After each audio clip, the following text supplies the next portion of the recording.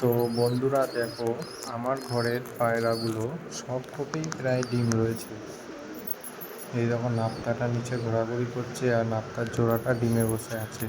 এদিকে লাল শাকদুন্দুকেও ডিম দিয়েছে, এদিকে ম্যাড্রাস জোড়াটাও ডিম দিয়েছে, ওপরে কালো পেটিয়াটাও ডিম দিয়েছে, এদিকে সবুজের সাথে কালো চাপকাটাও জোড়া, ওরাও ডিম রয়েছে।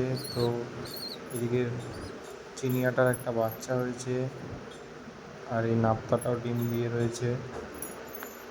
তো যখন বাচ্চাগুলো ফুটবে, অনেক কটা বাচ্চা হবে, তো তখন যদি সেল থাকে তো আমি আবার ভিডিও বানিয়ে দেবো।